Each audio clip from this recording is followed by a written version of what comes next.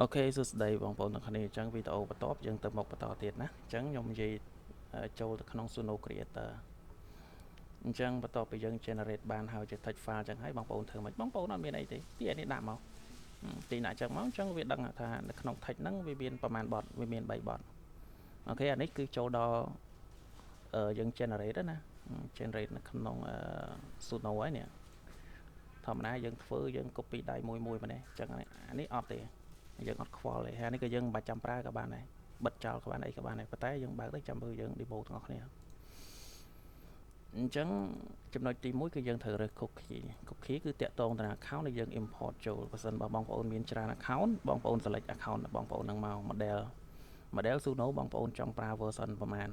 ណា default វាគឺ version 5.5 ស្រាច់ហើយអញ្ចឹងបងប្អូនមិនបាច់រើសក៏បាន delay មានថាចន្លោះពីមួយបទទៅមួយបទគឺបងប្អូនឲ្យវា delay ប្រហែលអញ្ចឹងខ្ញុំដាក់5 10ទៅឲ្យវាលឿនបន្តិច apply all មានន័យថាបើសិនបើបងប្អូនមាន2 album អីចឹងទៅជាមួយខ្ញុំសាក import មកទៀតណាអានេះខ្ញុំ sample ទេណាអញ្ចឹងមានថាបងប្អូនធ្វើម្ដង2 album ប៉ុណ្ណឹងណាធ្វើ2 album ទី1 album ទី2អានេះខ្ញុំ sample ណាយើងមិនមែនធ្វើ album ដូចគ្នាទេបងប្អូន generate មក album ទៀតមកឈ្មោះផ្សេងគ្នាបទផ្សេងគ្នា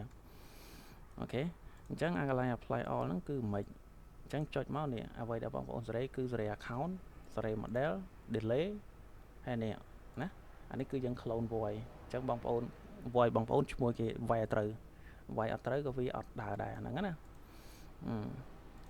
តែអានេះខ្ញុំអត់តន់ clear ទេថាវាដើរមិនដែរខ្ញុំ release សិនតែនេះខ្ញុំគិតថាវាអត់សូវចាំបាច់ដោយសារខ្ញុំ optimize ទៅលើ lyric ហើយ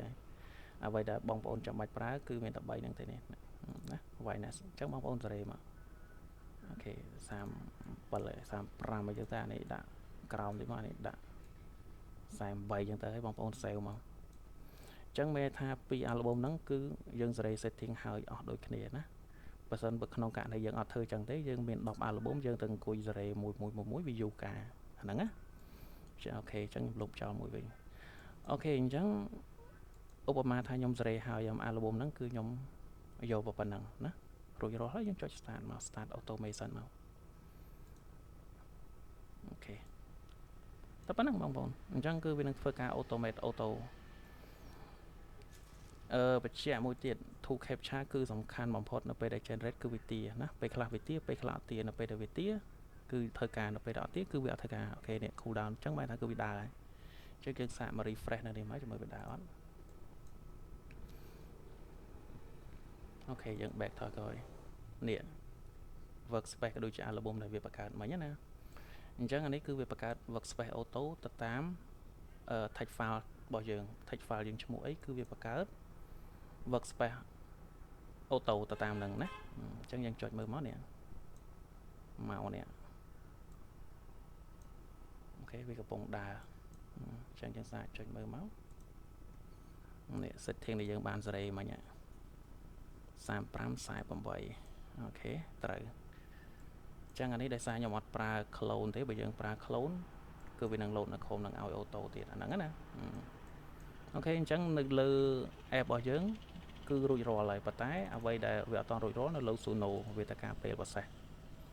អូខេឃើញទេបងប្អូនងាយបងប្អូនស្រួលតាក់ទងទៅនឹងការ generate តាក់ទងទៅនឹងការអីយើងអត់ពិបាកទាំងអង្គុយ copy ដៃមួយនាំមកឈឺក្បាលហាលថ្ងៃហត់អីទេ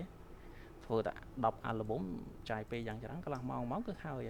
ណាហើយអត់ពិបាកហត់ copy មួយទេហើយតាក់ទងទៅនឹង style ហ្នឹងគឺអូខេវា auto ឲ្យទៀតណាអត់ពិបាកទេចុចមើលនេះ style យើងអាចកែបានទៀតយើងអាច override ទៅឧបមាថាអូ style នេះខ្ញុំអត់ស្រឡាញ់ទេបងប្អូនចង់ដាក់មក style ទៅអូខេ place ដាក់នៅនឹងមួយដូចគ្នាទៅអូខេតោះអញ្ចឹងនៅក្នុងអានេះដូចជាមានតែប៉ុណ្្នឹងទេបងប្អូនចាំវីដេអូក្រោយបន្តមួយទៀតគឺនឹងអស់តាក់ទងទៅនឹងរបៀបប្រើ